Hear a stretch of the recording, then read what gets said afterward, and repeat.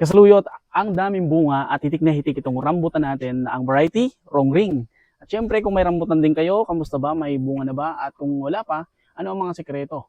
O ibubunyag na natin, wala na sekreto ngayon. Ano magandang mga teknik para mapabunga at mapahitik ang bunga ng ating mga rambutan?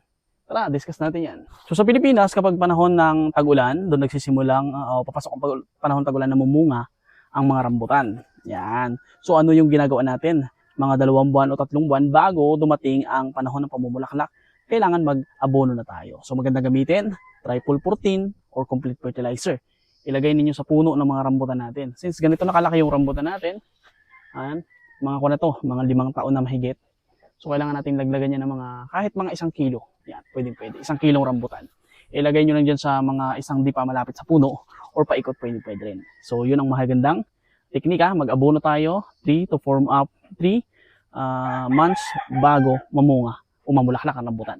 So sulit isang factor din na bakit naapektuhan yung dami ng ating bunga ng rambutan, kapag nakatanim siya sa malilom na lugar. So konti lang yung bunga niya, Mostly kasi gustong-gusto ng mga rambutan expose sila sa init ng araw, So kailangan pag nagtanim kayo, pag-isipan ninyo kung saan maganda yung sinag ng araw.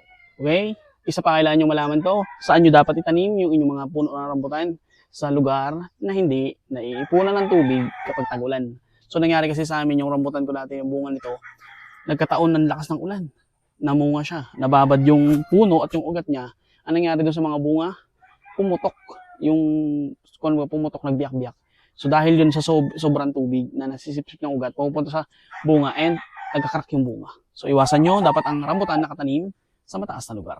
So isa pa kasaluyot, kailangan may sapat na supply ng tubig ang rambutan natin para laging sagana o maraming mga sanga siya, Maraming sanga. Siyempre pag maraming sanga, maraming bunga yan, di ba? Maraming bubungahan, bubulakbakan.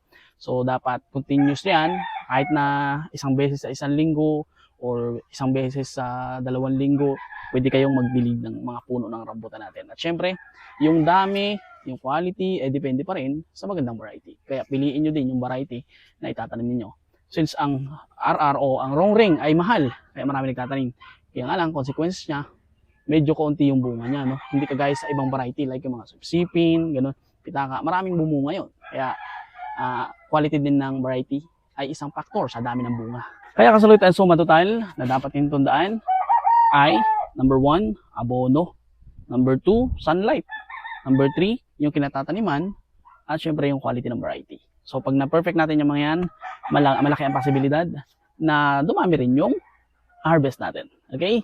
So yun lang kasaluit, magandang araw. Kung di pa nakasubscribe sa ating YouTube channel at nakapollow sa ating TikTok, sa Reels o Facebook, mag-follow na kayo. So yun